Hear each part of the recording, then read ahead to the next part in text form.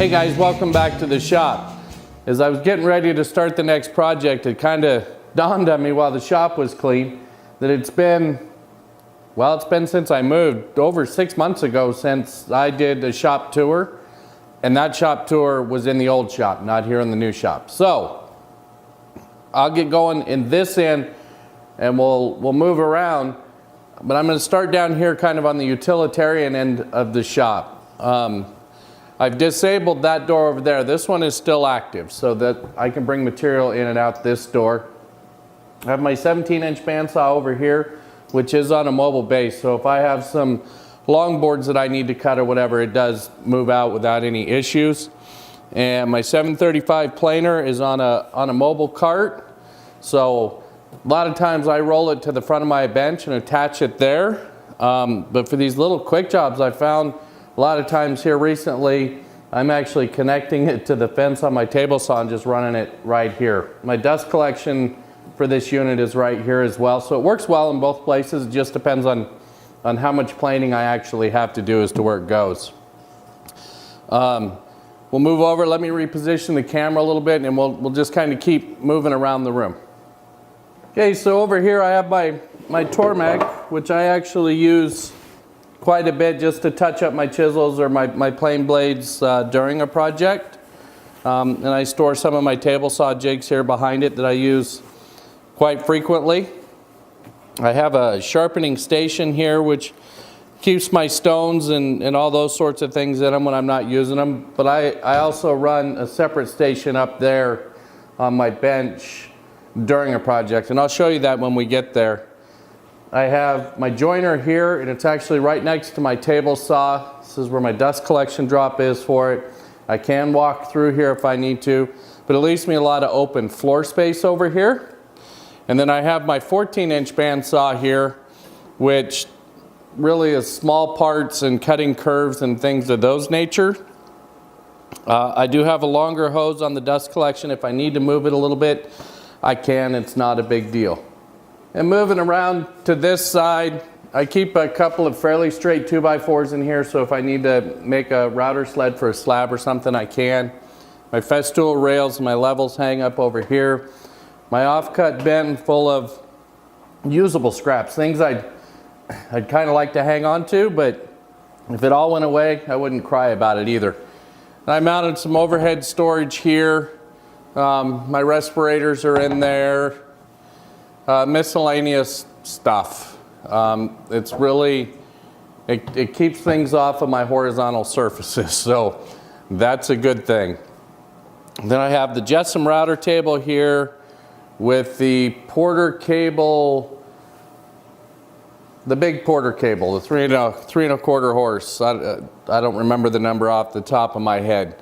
My dust collection drop underneath and fence, and then you guys all saw the project for the router bit storage that I built, so that stores there. And some of my various jigs and things hang on the wall. And we'll move around. Okay, so in this corner of the shop, this is where the dust collector lives, as well as my Supermax drum sander. This is running on a 7-inch main, and I'll show you the dust collection a little more closely in a few minutes. This is also where I heat my shop. A lot of people ask what I run. I've always run pellets and had super luck with it.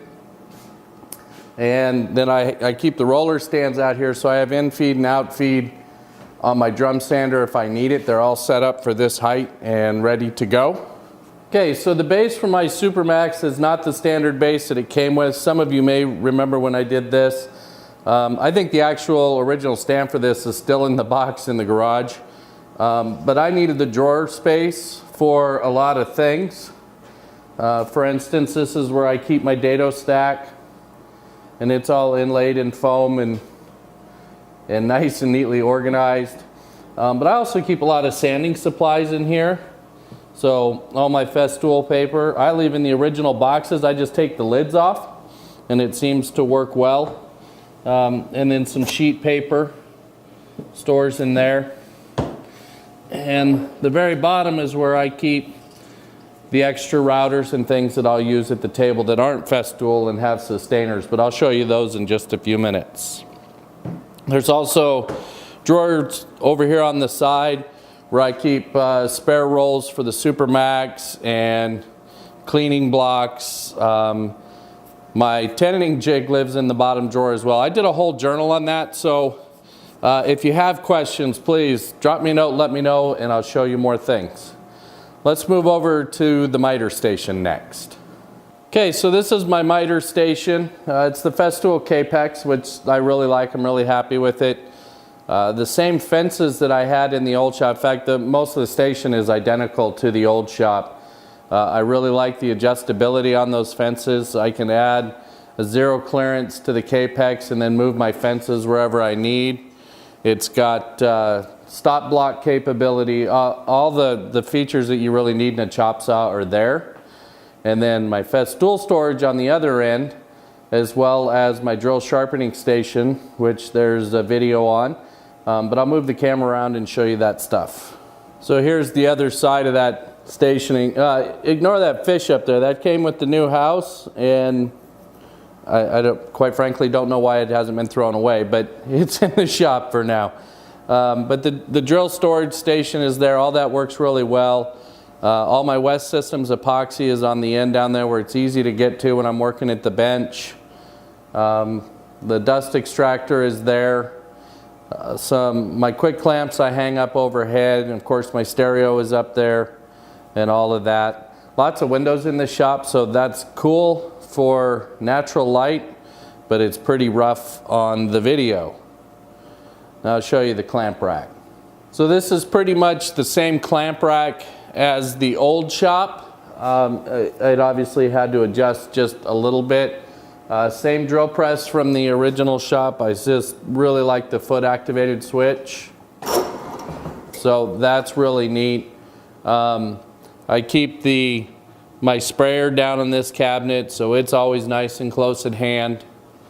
Okay, so this is my outfeed / work table.